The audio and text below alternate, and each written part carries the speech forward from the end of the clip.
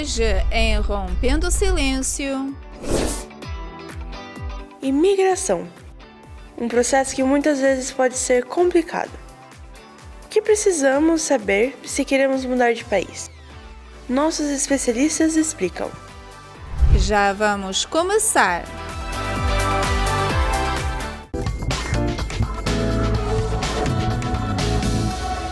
Sejam bem-vindas a mais um Rompendo o Silêncio. Olá, Cíntia. Olá, Valéria. E hoje nós vamos falar sobre imigração. Somos imigrantes, né, Cíntia? Somos imigrantes. E temos muito que aprender sobre todo esse processo de imigração. E nós queremos que você acompanhe-nos, porque nós temos muita informação, né? Sim, um assunto bem legal. Vai estar aí abrindo, né, o entendimento mais ainda sobre esse termo de imigração. Você que está pensando a sair do seu país e ir para algum outro lugar, ou até mesmo para aqui para o Canadá, não é?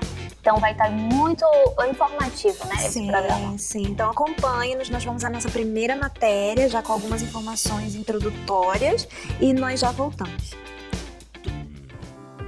Iniciar um processo de imigração no Canadá, seja para vir ao país pela primeira vez ou para visitar, nem sempre é fácil. Isso pode acontecer por motivos variados, um deles sendo documentação. Portanto, a sábia decisão de muitos estrangeiros é buscar ajuda especializada, confiável, antes de escolher o processo a ser seguido. Essa é a melhor maneira de iniciar esses processos. É por isso que planejar uma partida de um país para o outro não é uma tarefa fácil, especialmente quando se trata de tomar uma decisão tão radical. O Canadá é conhecido por ter uma política de imigração progressiva e acolhedora, e recebe um grande número de imigrantes anualmente. Em 2019, o Canadá recebeu mais de 340 mil residentes permanentes. O objetivo do Canadá é manter essa alta taxa de imigração pelos próximos anos para ajudar a impulsionar o crescimento econômico e preencher as lacunas no mercado de trabalho, além de continuar a receber refugiados e reunir famílias. O país tem uma variedade de programas de imigração que atende diversas categorias de imigrantes, como trabalhadores qualificados, empresários, estudantes, refugiados e outros. Para um processo de imigração para o Canadá, é importante ter em mente alguns desses aspectos. Qualificação para imigração. O Canadá tem diversos programas de imigração e é importante verificar em qual programa você se encaixa de acordo com suas qualificações profissionais, acadêmicas e de idioma. Avaliação de credenciais. Se você é um profissional ou um estudante, é importante que suas credenciais sejam avaliadas por um órgão de reconhecimento para fins de equivalência com as normas canadenses. Documentação. É importante coletar toda a documentação necessária para seu processo de imigração, como comprovantes de experiência de trabalho, histórico escolar, passaporte, etc. Exame médico. Um exame médico pode ser necessário para comprovar sua saúde e admissão no Canadá. Processamento de visto. Após a avaliação e o envio da documentação, é importante acompanhar o andamento de seu processo de visto e estar ciente dos prazos e exigências adicionais. Ao considerar esses aspectos, você pode estar melhor preparado para um processo de imigração bem-sucedido para o Canadá. É importante lembrar que cada caso é único e é recomendado buscar o auxílio de um profissional especializado em imigração para ajudá-lo no processo. E já estamos de volta ao seu programa Rompendo o Silêncio. Temos aqui conosco, para dar uma introdução sobre o assunto de hoje, a Camila da Mata, que é especialista em imigração. Tudo bem, Camila? Seja bem-vinda. Tudo bem, obrigada. E Camila, eu já gostaria de começar perguntando sobre os diferentes tipos de incentivo que o Canadá tem para imigrantes. Bom, o Canadá ele conta com mais de 50 programas de imigração atualmente, entre provinciais e federais. O principal programa hoje em dia é através do Express Entry, que é um sistema que usa pontos para selecionar os candidatos. Então, você ganha pontos através do seu nível de educação, o seu nível de inglês e sua experiência de trabalho. Dentro do Express Entry, a gente tem 3 principais categorias, que é o Canadian Experience Class, que são para pessoas que já estão no Canadá e têm experiência de trabalho canadense. E a gente tem o Federal Skilled Worker, é para pessoas que estão fora do Canadá, no Brasil ou em qualquer outro país do mundo, que tem experiência de trabalho qualificado. E a gente tem o Federal Trade Skilled Worker, que é para pessoas que estão fora ou dentro do Canadá, inclui as duas categorias, mas você precisa ter uma oferta de trabalho válida.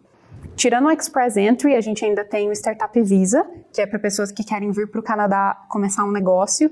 A gente tem o Live-in Caregiver, que são para pessoas que recebem uma oferta de trabalho de uma família para cuidar de crianças ou de idosos.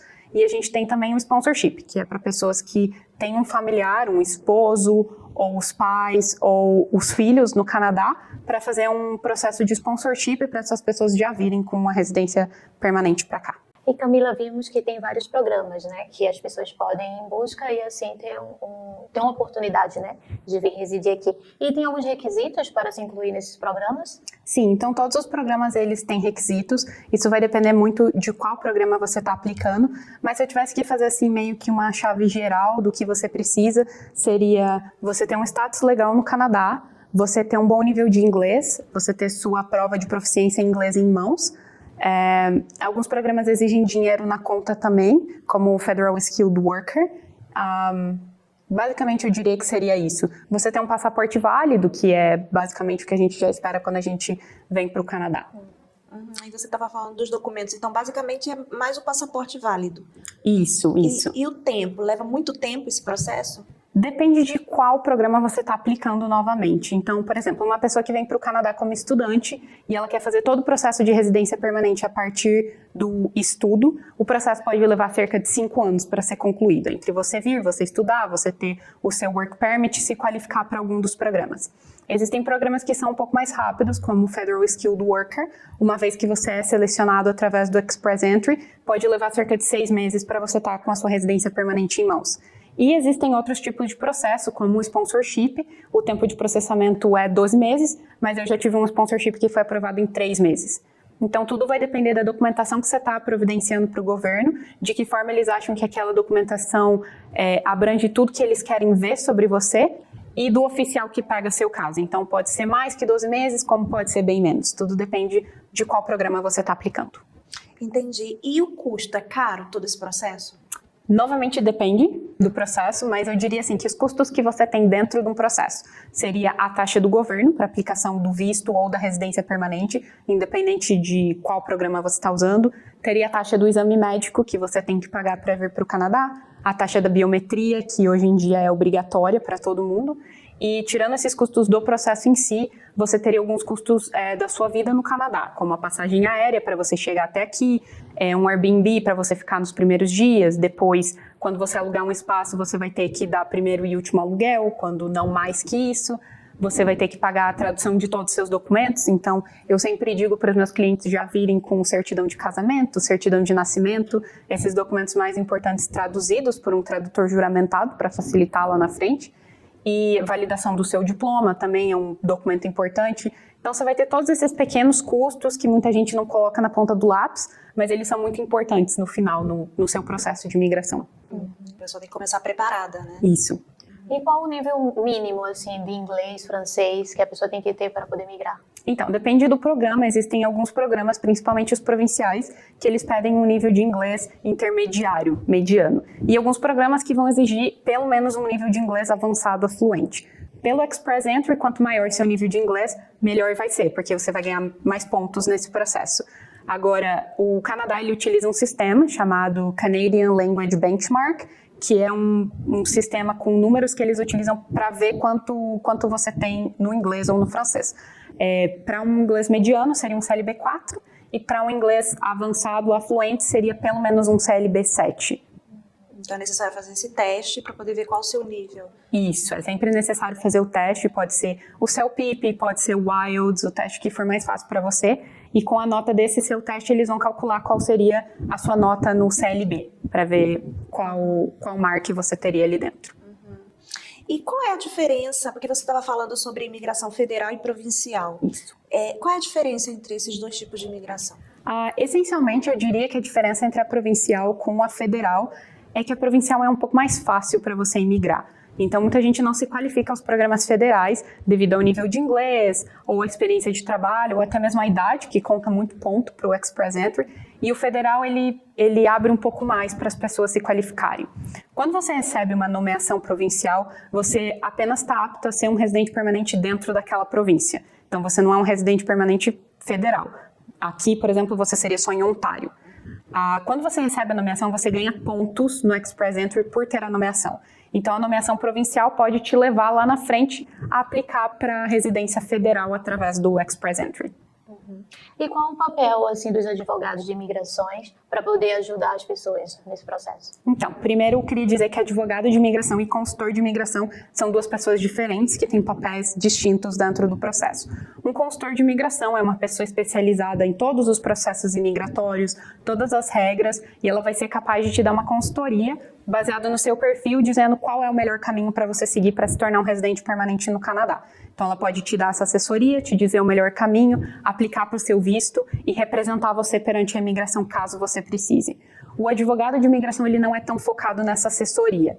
Então, ele não vai saber te dizer muito bem o melhor caminho, porque não é o papel dele. Ele é mais focado a ajudar você caso o seu caso vá para uma corte federal, ou no caso de refugiados, que eles precisam a representação legal de alguém para estar com eles nas audiências para explicar o processo. Então, basicamente, ambos podem aplicar para o seu visto, representar você perante a imigração, mas o advogado vai ser uma pessoa que ele vai levar mais para o processo legal, enquanto o consultor vai ser mais uma assessoria do melhor caminho para você seguir no Canadá. A gente vai levar pelo caminho certo, né? Isso, vai analisar seu perfil e vai poder te dizer se você está fazendo a escolha certa, se essa é a província correta para você, qual é o melhor programa baseado na sua idade, no seu nível de experiência, no seu nível de inglês. Então, ele vai poder te dar assim, uma consultoria no que você precisa melhorar, do que você já tem e qual é o melhor caminho para você seguir.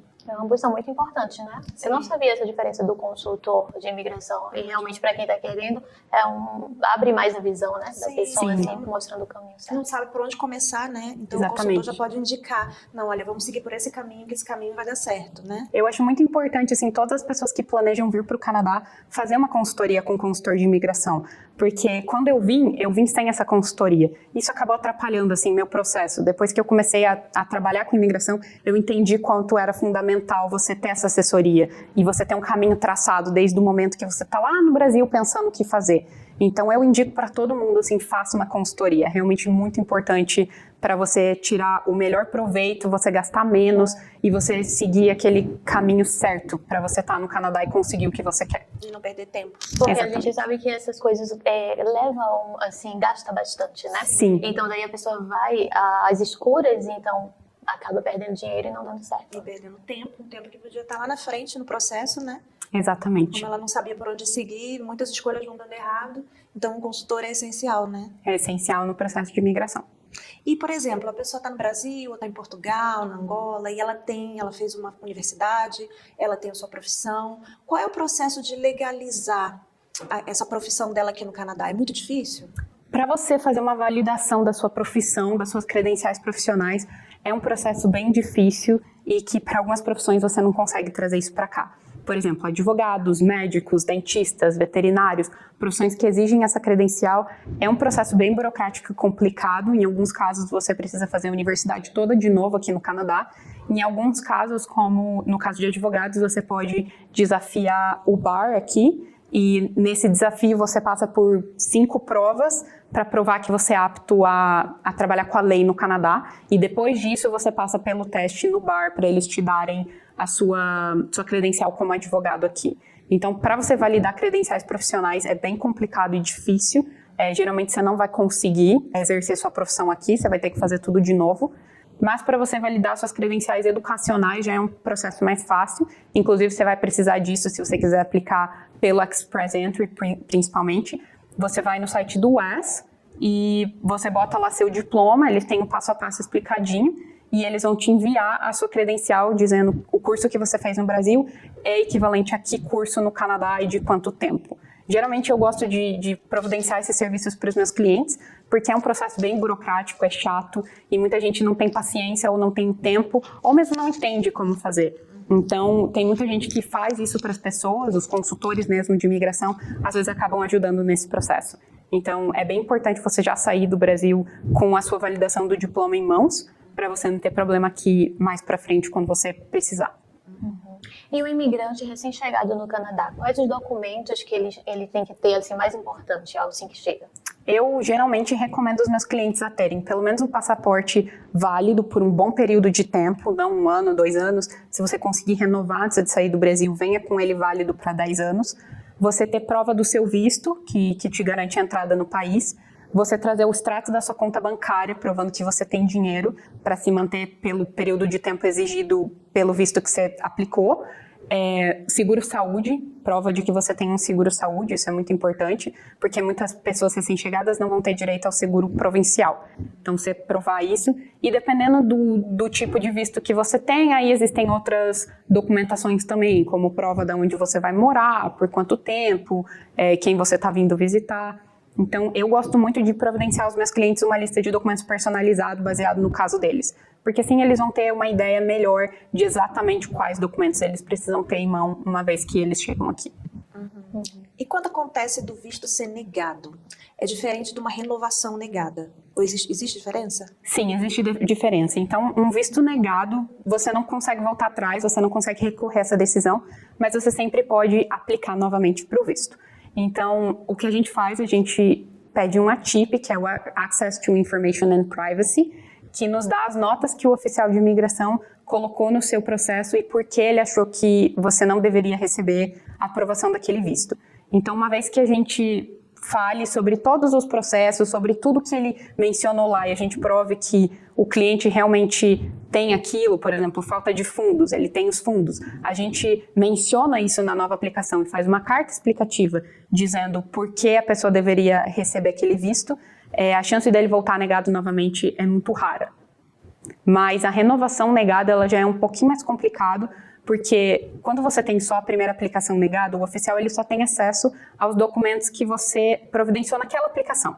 Então é aquilo que ele se baseia. Numa renovação negada, ele tem acesso a tanto aquela aplicação como todas as outras que você já fez.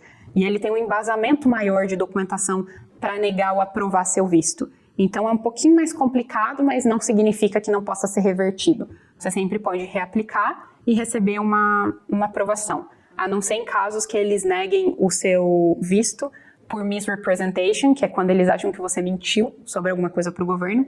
E aí, junto com essa negação, vem um banimento do Canadá por um período de tempo. Então, nesse caso, realmente não tem muito o que fazer.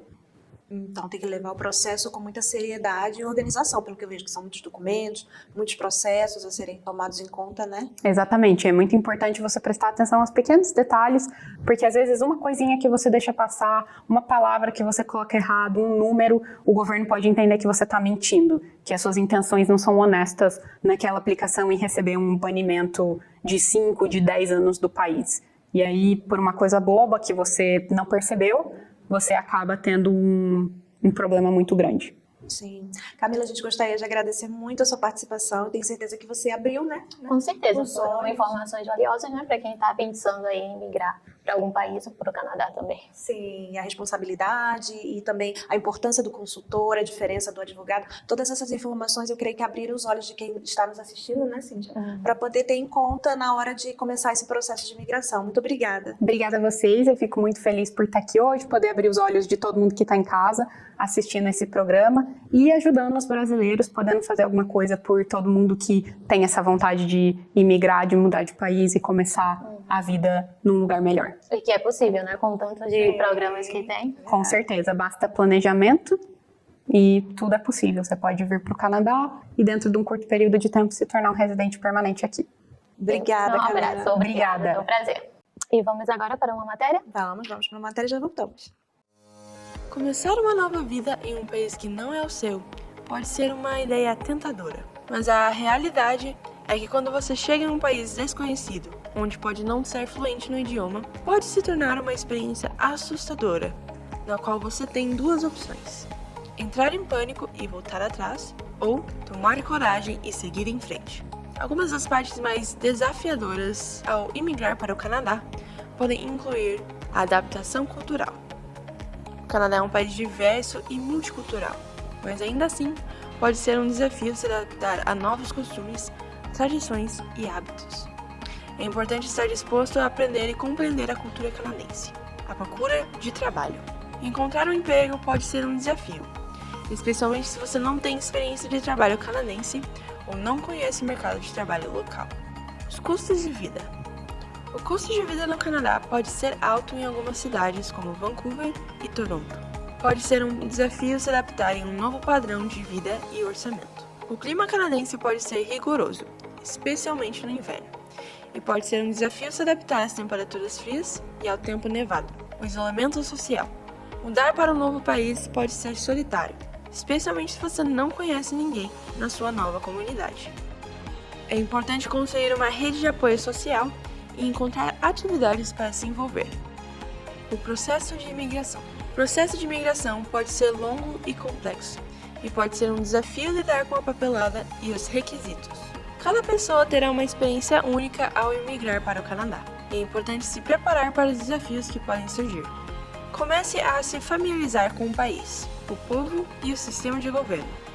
Conheça seus direitos e responsabilidades. Respeite e obedeça às leis federais, estaduais e locais. Entenda a importância de se envolver na ajuda à sua comunidade. Se você não fala inglês, tente aprendê-lo o mais rápido possível. Estabeleça quais serão seus objetivos e, por último, mas não menos importante, pense em onde e no que você estará trabalhando. Os imigrantes consistem em uma grande e significativa parte da força de trabalho do Canadá.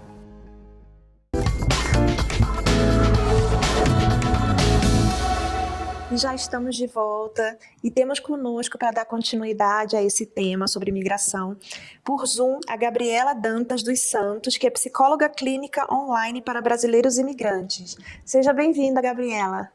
Olá, boa tarde, obrigada e obrigada pelo convite.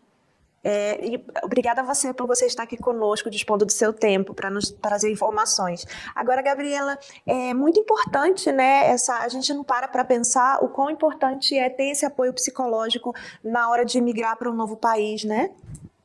Sim, com certeza. É algo que as pessoas deixam em segundo plano. Geralmente o pessoal planeja financeiramente, planeja questão de visto, planeja questão de moradia, escola dos filhos, mas a saúde mental fica um pouco de lado, né? Sendo que, na verdade, muitas vezes ela é condição para um processo migratório saudável aí e de sucesso.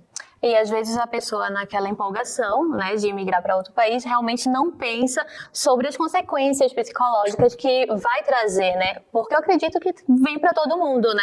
Essa questão de saudade, de desapego de tudo, de deixar, né, a família. E às vezes os familiares também não apoiam com a decisão de migração, né? Da pessoa sair, largar tudo e ir para um lugar desconhecido. E quando acontece isso, Gabriela, como você ajuda as pessoas nesse sentido, da família não apoiar a decisão da pessoa? Sim, bom, depende muito de pessoa a pessoa. Talvez as minhas respostas não vão ser tão claras quanto as da Camila, né? Porque a questão que toca a psicologia, a forma como cada pessoa vive diferentes demandas é muito diferente, muda e ela é subjetiva e muda de pessoa para pessoa. Mas a primeira coisa que eu diria é, primeiramente, ter certeza de que é realmente isso. Será que a sua família realmente não te apoia? Né? Ou será que eles estão preocupados porque eles desconhecem a nova vida? Né? Então, eu sempre levo as pessoas a questionarem um pouco as conclusões delas. Né? Muitas vezes, quando a gente decide morar fora, algumas pessoas acabam vivendo isso com certa resistência, como se as pessoas tivessem inveja ou que não quisessem, né, que a pessoa tenha sucesso, enfim. E pode ser que não seja isso, pode ser que venha de um verdadeiro cuidado ou desconhecimento, né? Então, a primeira coisa é, de fato, compreender e comunicar com a sua família para ter certeza de que, bom, realmente é isso que eles realmente não apoiam, né? No caso de eles estarem preocupados, então eu diria para você sempre incluir a sua família no seu processo, né? Então, se você está indo, se isso é importante para você, se o apoio da sua família é realmente importante para você, inclua eles no processo. Fala onde você vai morar, né? Peça opiniões sobre apartamento, sobre localização, enfim. Claro que você não pode terceirizar as suas escolhas, mas na medida do possível, você incluí-los também, né, nesse processo de imigração, porque é preciso entender que todo luto acontece quando você sai do Brasil, mas a sua família também passa por um processo de readaptação, né, a sua não presença ali no Brasil, né? Então a primeira coisa é isso. Agora, no caso da família realmente não apoiar e claramente comunicar isso, né? Eu diria que você precisa ir até onde você puder. Tem gente que realmente não quer contar para a família, não quer dizer, né, sobre o processo, e tudo bem também. Você precisa conhecer os seus limites, conhecer até onde você está disposto a ir, né? E trabalhar a questão realmente dos limites e também da superestimação da opinião social, no caso, a opinião da família. Muitas vezes as pessoas superestimam, né, a opinião da família. Então, se esse é um problema teu, a gente diria que então é algo que está sob seu controle, controlar as expectativas aí e alinhar as expectativas para que você não se frustre no meio do caminho e que você acabe desistindo do seu desejo para responder às expectativas da sua família. Uhum. E, Gabriela, a gente viu com a Camila que são muitos os passos a serem dados, né, para começar esse processo de imigração. Então, vão vir muitas dificuldades no caminho, coisas normais que acontecem nesse processo. Mas como lidar com a ansiedade durante esse processo? Uhum. A ansiedade, ela é uma emoção como qualquer outra. Então, começar entendendo que não vai ter um processo desprovido de ansiedade, porque a ansiedade, ela é importante até certo ponto, tá? A ansiedade é importante para você se planejar, para você poder criar um plano B, um plano C, né? Ela, em até certo ponto, vai te auxiliar na sua vida.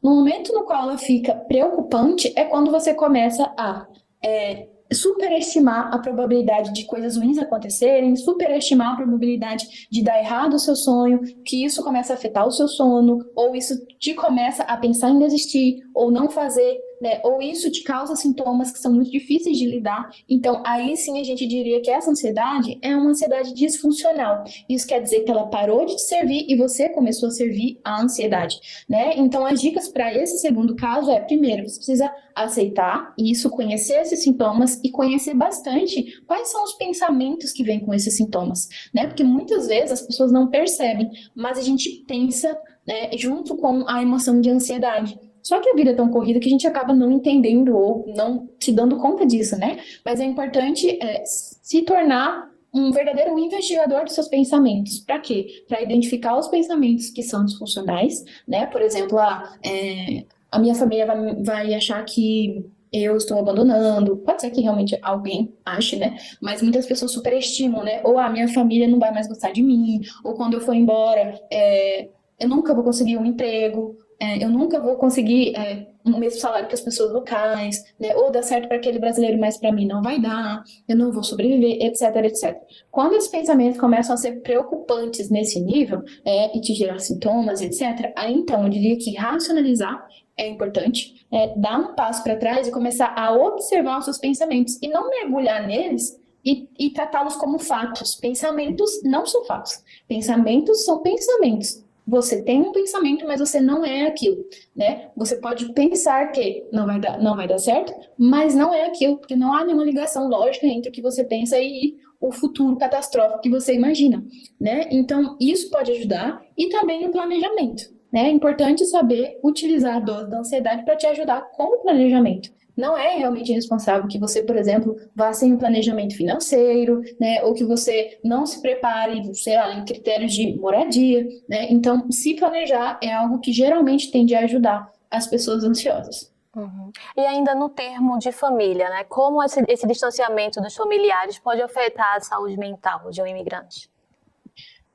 Depende do imigrante, né? Assim como eu respondi para as outras questões. Na verdade, de forma geral, né, a distância da família, ela vai te deixar mais vulnerável, porque você não tem uma rede de apoio que você tem naturalmente no Brasil, que geralmente é a família, né, e os amigos próximos. Então, toda essa rede, ela fica no Brasil, e logo você está ali sozinho.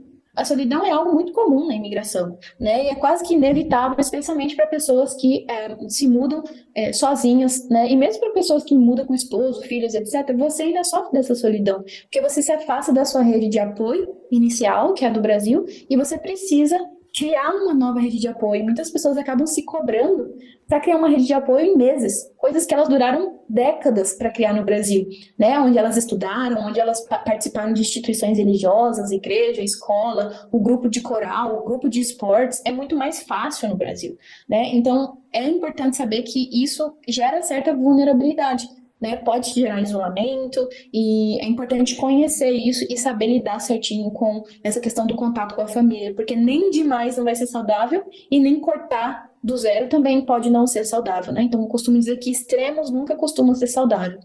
Para as pessoas que são mais codependentes dos familiares, isso também pode ser mais complicado.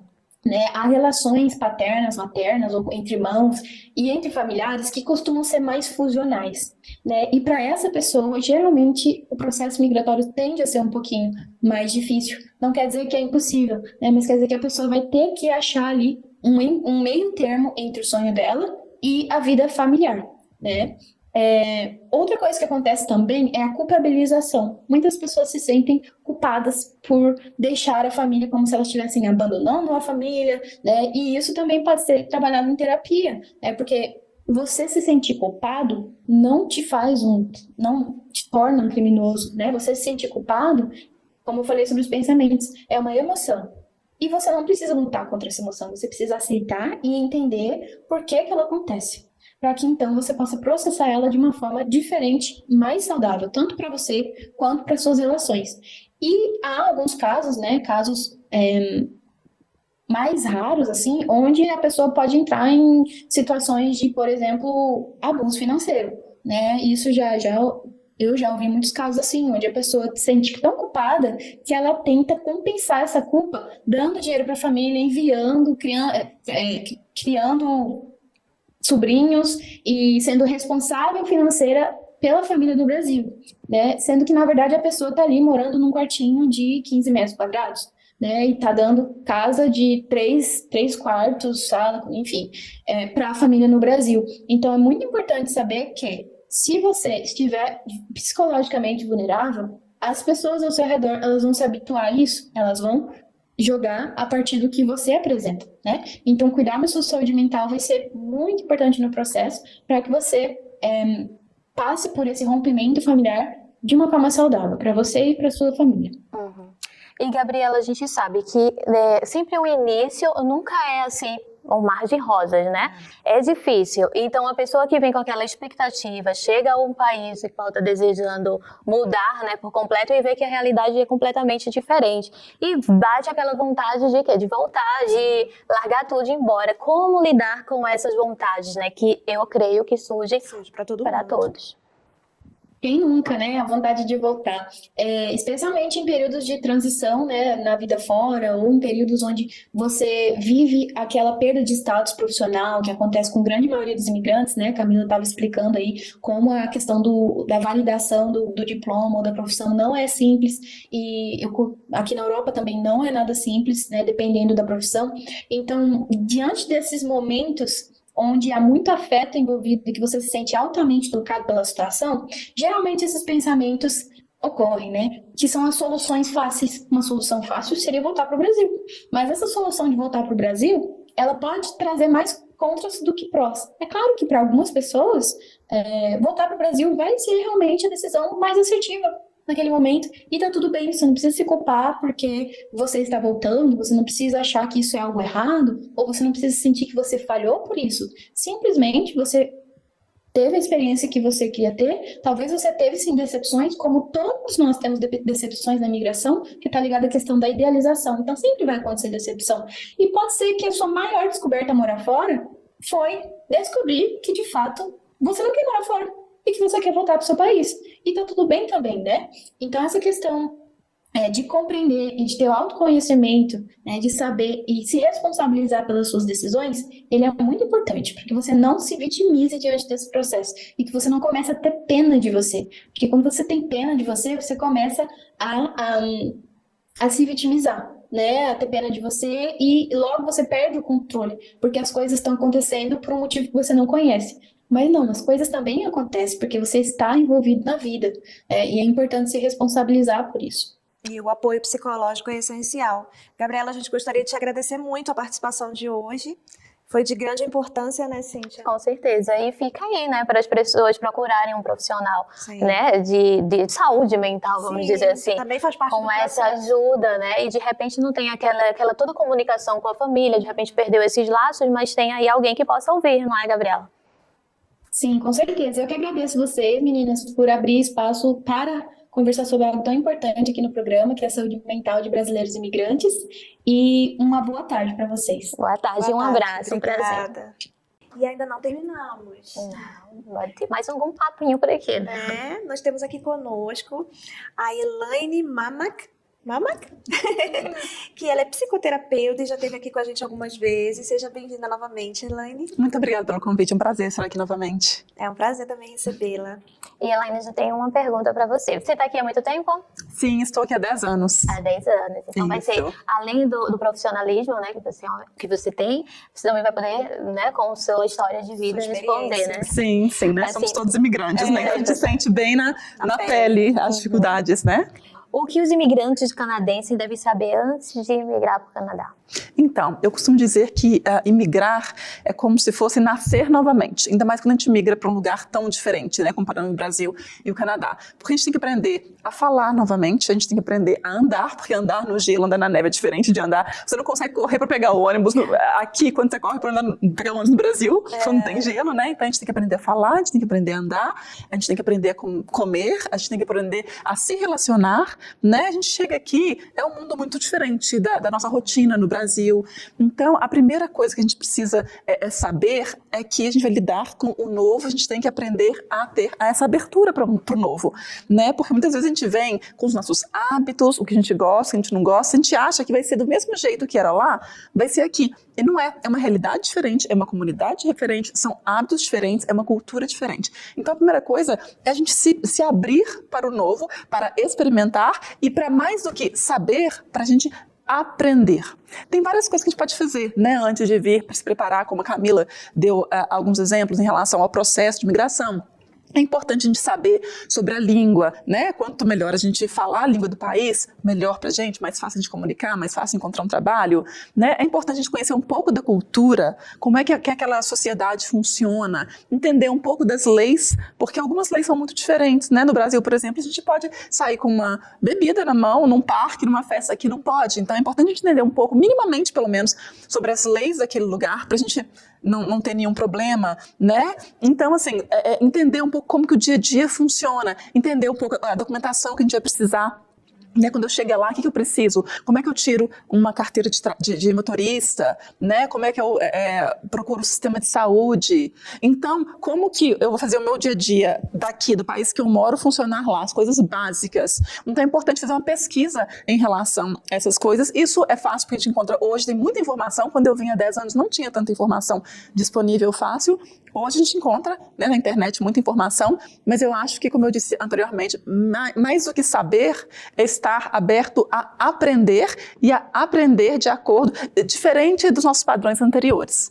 Né? Aprender como que eu vou funcionar nesse lugar é diferente de acordo com as normas desse lugar. Ser inserida nessa nova cultura, né? Porque é uma nova cultura, tudo diferente. Sim, e assim, o básico é diferente, né? Você chega aqui, você vai cozinhar, o fogão é diferente. Você vai pegar um ônibus, como é que eu pego um ônibus? Né? Eu vou comunicar com os meus vizinhos, como é que é a relação ali daquela comunidade? Tudo é diferente. Então é importante a gente entender um pouquinho antes, para saber onde é que eu estou chegando, mas também me preparar para eu lidar com o novo e estar aberto a receber, a me inserir naquele novo ambiente. E isso é muito importante, né, de estar aberta para as coisas novas. A Gabriela estava falando, a gente fez a pergunta para ela, as pessoas chegam e dá aquela vontade de ir embora, e às vezes se impacta com isso, né, tudo tão diferente, e não veio preparado para experimentar aquilo que é novo, porque realmente é completamente diferente de um país para o outro. Isso, e muitas vezes as pessoas têm essa vontade, esse desejo de ir embora, podem ser vários fatores, né? Mas um deles é essa dificuldade de adaptar a algo tão diferente. Então, assim, já sair do seu país sabendo que eu vou para algo muito diferente do que eu vivencio aqui hoje. Porque quando a gente sai, geralmente a gente tem uma estrutura, a gente tem um trabalho, a gente tem uma família, a gente está acostumado com o clima, a gente está acostumado com as comidas, a gente sabe se relacionar com as pessoas. Aí você está inserido num ambiente totalmente diferente, né? O seu ambiente de trabalho é diferente, né? Os relacionamentos são diferentes. Então, a comunidade em volta, tudo diferente, o funcionamento, tudo diferente. Sim. Agora, é desafiador, mas também isso faz bem para a saúde mental? Por exemplo, mudar, imigrar, sair do seu país, isso faz bem para a saúde mental de uma pessoa? Quando a gente conhece um lugar novo, uma cultura nova e a gente aprende, a gente expande, né? A gente expande as nossas possibilidades, a gente expande a nossa plasticidade cerebral. Então, assim, dependendo da forma, qualquer experiência ela pode ser tanto boa quanto negativa, né? Depende muito mais como eu vivencio aquela experiência. experiência. Então, se eu tenho uma postura de aprendizado, de experimentar, de buscar ajuda para superar esses desafios, pode fazer muito bem para a saúde mental, porque a gente conhece uma outra língua, a gente conhece outros lugares, a gente conhece outras pessoas, a gente experimenta comidas diferentes, né? Então, tem muitos desafios, mas agrega muito também você ter a oportunidade de morar num país no exterior. Sim, e uma coisa que a gente não ouve muito falar quando a gente está no Brasil, e aqui quando a gente chega aqui, a gente já vem logo com essa palavrinha, depressão sazonal. O que é essa depressão sazonal e como que ela atinge os imigrantes em cheio? Então, a depressão sazonal, ela está relacionada à mudança de estações, né? Como aqui e em países mais longe da linha do Equador tem as estações bem definidas, o que acontece? Quando chega o inverno, os dias ficam mais curtos, a gente tem menos contato com a luz solar, né? Então, isso muda o nosso ritmo circadiano, que é o que controla o nosso alerta, e quando o nosso cérebro sabe que é hora de dormir, de descansar, né? Então, com dias mais curtos, noites mais longos, a gente tem a produção menor de melatonina, a gente tem a produção menor de serotonina, né? A serotonina é um neurotransmissor que faz com que a gente se sinta bem. Então, como eu tenho menos acesso à luz solar, pode ser que isso afete o meu humor, né? E alguns dos sintomas da depressão sazonal são, eu sinto muito cansada, eu perco interesse em coisas que eu gostava, né? Eu não quero participar do meu círculo social, interfere no meu sono, eu tenho muito mais sono, fico muito mais cansado, porque como eu tenho menos acesso à luz solar, porque os nossos olhos, eles são como o cérebro fora da cabeça, né? O meu cérebro só sabe que é dia ou que é noite através dos nossos olhos, né? E a luz do sol me diz, é momento de estar alerta, é momento de trabalhar, é momento de estar ativo. E eu tenho uma noite muito longa.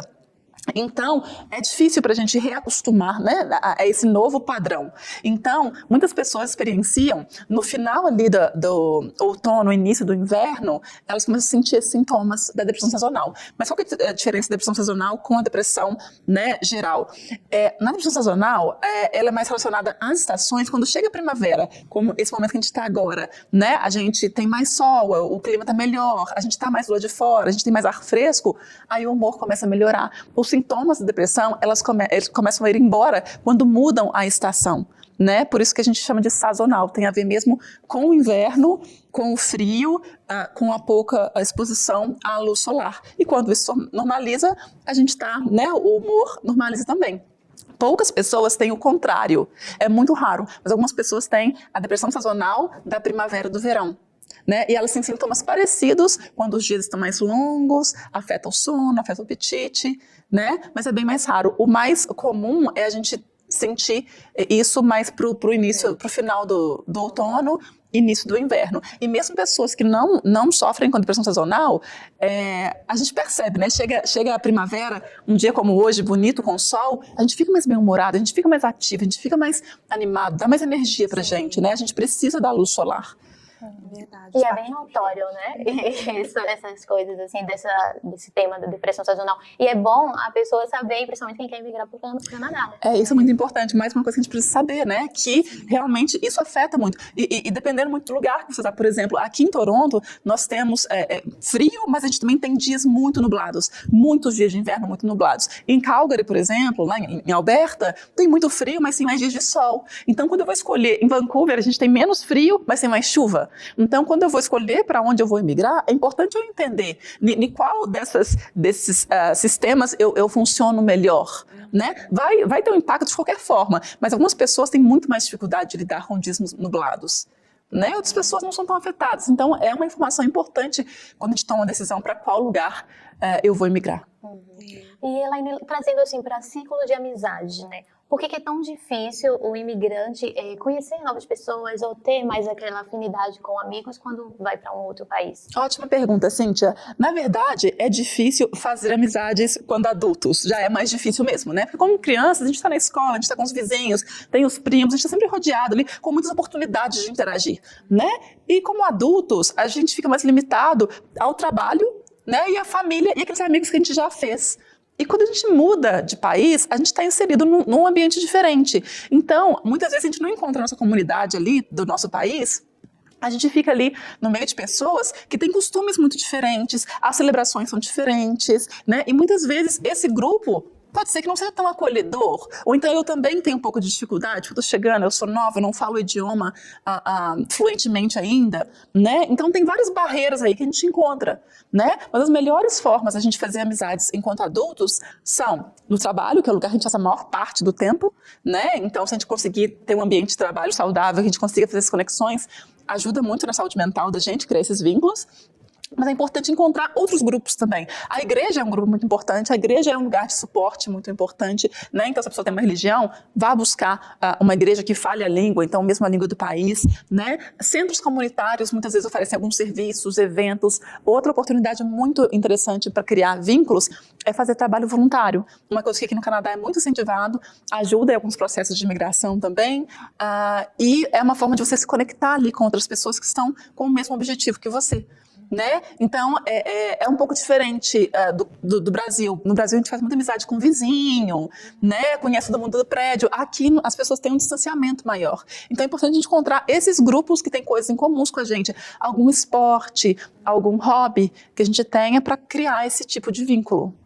E, Elaine, para finalizar esse nosso papo de agora, de hoje, o que você tem a dizer às pessoas que acham que vão resolver todos os seus problemas se saírem do seu país, se forem para um novo país, vão resolver os seus problemas mentais, as suas depressões, as suas questões? O que você tem a dizer para essas pessoas? Então, essa é uma questão bem delicada, né?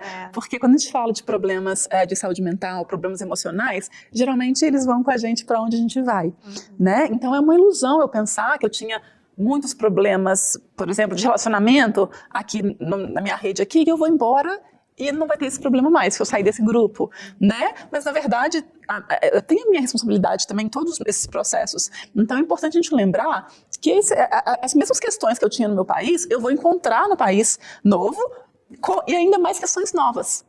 Então, é um processo muito interessante quando a gente migra, que a gente fica mais distante da família, quem migra sozinho, que é um processo de autoconhecimento muito intenso. A gente se depara ali com os nossos maiores medos, as nossas maiores fraquezas, estão ali o tempo todo perto da gente, né? Então, é importante entender que isso não vão se resolver esses problemas. Esses problemas vão estar presentes e a gente tem que resolver, né, à medida que a gente vai enfrentando os desafios, e é muito importante a gente pedir ajuda, né, porque as mudanças são muito grandes, as dificuldades elas vão aparecer, tem muitos desafios em qualquer processo imigratório, tanto desafios práticos quanto desafios emocionais. Então, os problemas eles não vão embora. É pensar mais como é que eu vou lidar com esses problemas, como é que eu vou lidar com as questões que eu já tinha no meu país. Então, por exemplo, eu já tinha uma questão de ansiedade, como é que eu vou lidar com isso nesse lugar novo? Qual vai ser minha rede de suporte? Né? Quais recursos que eu vou ter para eu lidar com isso? Vir preparada. Sim, exatamente. Né? E buscar também os recursos quando estiver aqui, né? Elaine, a gente gostaria de agradecer muito a sua participação, né, Cíntia? Sim. Tão rápida, a gente quer mais. Com certeza, aí não vai faltar oportunidade, né? Eu que agradeço, né? É um tema tão importante, né? Todos nós sentimos na pele essas dificuldades, né, emocionais que a gente passa no processo de imigração. Então, foi um prazer estar com vocês e muito obrigada novamente por me receberem aqui. O prazer foi todo nosso.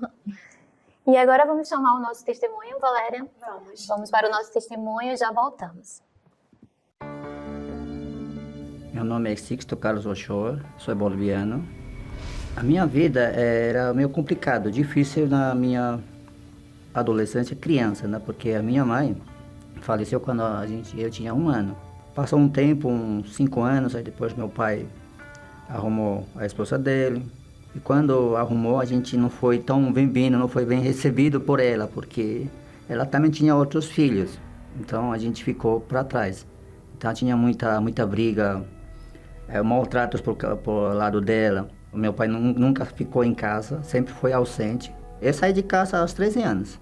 Eu comecei a trabalhar aos 13 anos numa loja de autopeças. Aí eu aprendi a trabalhar na costura. E certa vez voltei para Santa Cruz de la Sierra e conheci 2 colegas meus também no trabalho. Chamava Omar e Santiago. Aí chegaram para mim: Carlos, vamos para o Brasil? Tem uma oportunidade, você quer ir? Vamos. Quando? Amanhã. A gente aí não pensou 2 vezes. Eu falei: amanhã então vamos. Pai, eu vou sair daqui. Eu não, fica preocupado. Não pretendo voltar mais aqui. Vou buscar a minha vida. Quando eu vou voltar só para mim fazer uma visita. Mas você se cuida, mas voltar aqui não quero. Porque quando a gente chegou, não era nada disso, a oferta sumiu. A proposta que foi dada para nós, que a gente ganharia por mês $1.000, a gente não ganhava nada. Quando chegamos nessa casa, a gente ficou 2 semanas sem trabalhar, porque não tinha serviço. Aí falaram para nós que a gente aguardaria até ter o serviço. E quando chegou o trabalho, o serviço falou: agora vocês vão trabalhar até terminar. Só para de trabalhar quando termina. A gente conseguia trabalhar das 7 horas da manhã até 2 horas da manhã. O almoço era um arroz e uma salsicha.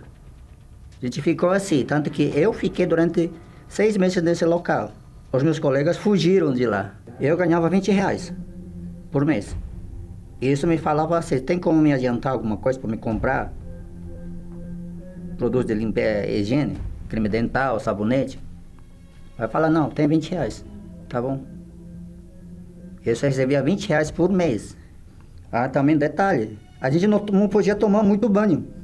Porque falava: não, você vai gastar água, energia vai gastar, tem que pagar. Vocês podem tomar 1 vez, 2 vezes por semana. Aí eu falei: ah, não. Eu pensei assim: aonde eu estou? Se lá na Bolívia eu trabalhava, trabalhava das 8 às 5 horas da tarde. E agora aqui eu estou das 7 à meia-noite, dormindo mal, comendo mal.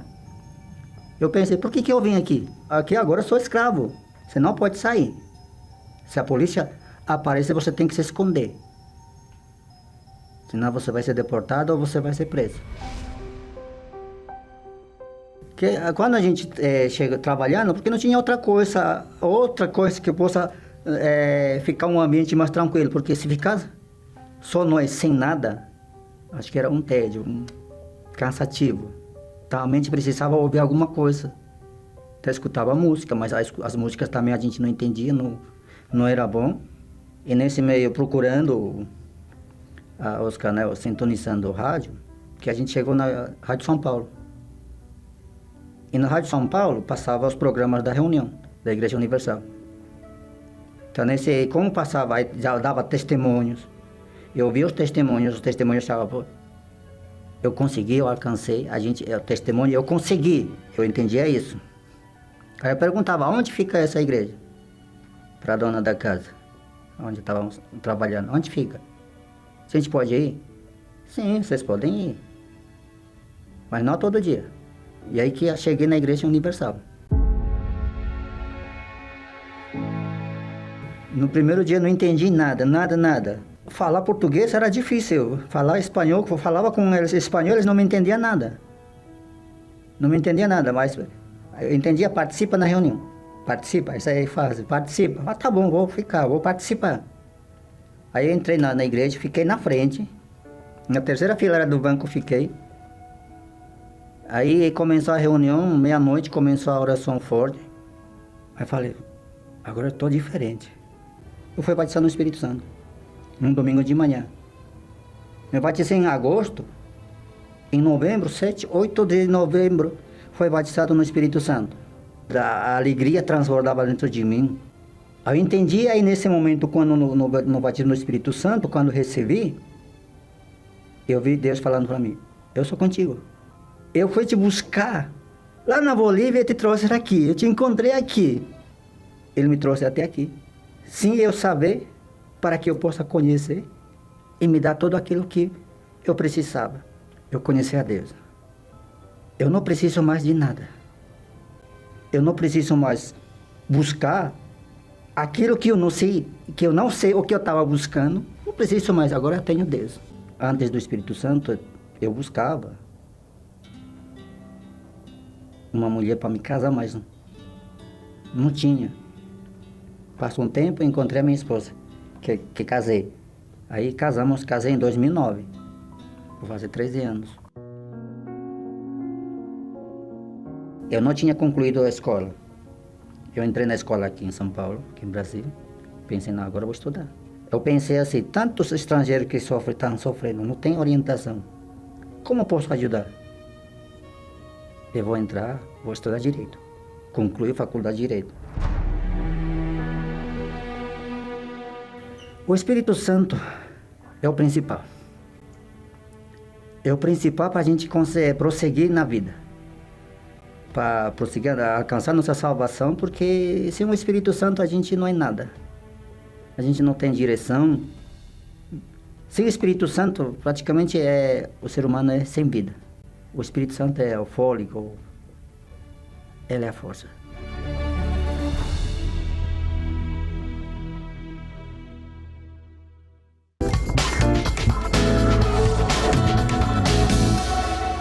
Bacana, né, Cintia, o testemunho desse senhor? Que ele, como imigrante, ele venceu. Exatamente, e de um lugar bem diferente, né, para o outro, mas através da fé dele, né? Sim. Ele conseguiu vencer e poder ver os resultados da fé dele. Sim, como na palavra de Deus existe uma mulher, Ruth, né? A história de Ruth é muito legal porque ela é justamente uma imigrante, ela foi justamente uma imigrante ilegal no país onde ela estava.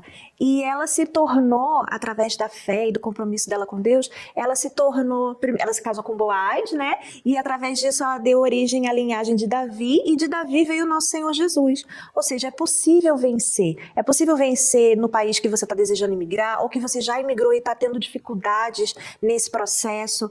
É possível vencer, basta você se apegar a esse Deus que Ruth se apegou. E a gente vê que é admirável a fé dela, né? Sim. Porque ela colocou ali a fé que ela tinha no Senhor Jesus e de que ele iria abençoar, guiar ela em terras estrangeiras. Sim. E assim ela teve sucesso através da fé dela, assim como foi com esse senhor do testemunho.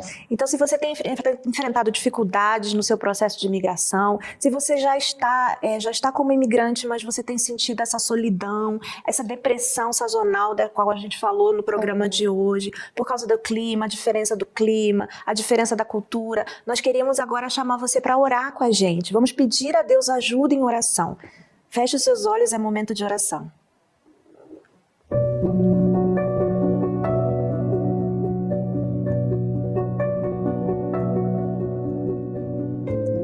Senhor, meu Deus e meu Pai, meu Deus, nós entramos na Tua presença, meu Deus, nesse momento, meu Pai, para pedir em favor, meu Deus, de todas essas pessoas que nos assistem no dia de hoje, meu Deus, e que têm enfrentado tantas lutas, meu Pai, em um país diferente, meu Deus, têm enfrentado, meu Deus, os desafios que vêm junto com essa mudança, meu Deus, a solidão, a distância da família, a tristeza, meu Deus, o vazio de pensar que tudo mudou porque ela mudou de país, mas ela trouxe os mesmos problemas que ela tinha no seu país de origem, vieram com ela, meu Deus, e ela se sente frustrada, meu Pai, porque as coisas não saíram conforme ela pensava, meu Deus. Que o Senhor agora, meu Deus, nesse momento, vá de encontro a essa pessoa, meu Deus, e arranca essa tristeza, arranca essa depressão, meu Deus, essa angústia que ela vem sentindo. Mostra para ela, meu Deus, que seja onde for, o Senhor é com ela, uma vez que ela entregue a vida dela ao Senhor, que o Senhor cuidará de tudo, que o Senhor endireitará os caminhos, que o Senhor fará com que as coisas saiam, meu Deus, bem, que o Senhor fará com que todos os processos sejam ganhos. Meu Pai, o Senhor, que é o advogado fiel, é o advogado que é o advogado que ganha todas as causas, meu Pai. Meu Deus, faça essa pessoa entender que a importância dela entregar a sua vida ao Senhor, meu Deus. Meu Pai, eu entrego cada uma dessas pessoas nas Tuas mãos, meu Deus. E eu Te agradeço por elas estarem aqui, porque não é à toa elas estarem assistindo esse programa. O Senhor quer fazer na vida dela, meu Deus, a mudança total e completa. Então, meu Deus, eu agradeço a Ti, em o nome do Pai, do Filho e do Espírito Santo. Amém. Amém. Né? E a gente gostaria de convidar vocês que estiveram conosco nesse programa, vocês que viram todas essas informações que nós trouxemos, né, Cíntia, sobre imigração. E como você falou, né, Valéria, isso manda as pessoas para estar em oração conosco, porque eu tenho certeza que Deus, Ele ouviu, né, o nosso clamor por essas pessoas, mas de repente você está chegando agora, né, ou de repente você foi, porque eu tenho certeza que teve resultado dessa oração. Você foi essa pessoa que veio de um país diferente até o Canadá e está nessa situação, né, de tristeza, pensando em voltar, como foi falado no programa, está se vendo sem amigos, não conseguiu ainda entrar em um ciclo, né, de amizade. E a gente está aqui, né, Valéria? Sim, nós aqui temos um círculo de apoio, de amizade, de aconselhamento para oferecer para você que está chegando nesse país e precisa desse apoio, dessa ajuda. Aqui no 2420 da Dufferin Street, nós esperamos por você, né? Seja você uma pessoa que fala português, seja você que fala espanhol, ou você que veio de outro país, mas você conhece alguém que fala inglês, nós nós estamos aqui para ajudar, nós temos os 3 idiomas para ajudar. Exatamente. E temos vários grupos também na igreja, né? Temos atividades físicas. Ou seja, estamos aqui só esperando a oportunidade de conhecer vocês. Sim. E também vamos deixar na tela, né, alguns Sim. outros números que aí você pode estar ligando também para buscar ajuda diferenciada. Sim, Deus abençoe e nos acompanhe no próximo episódio.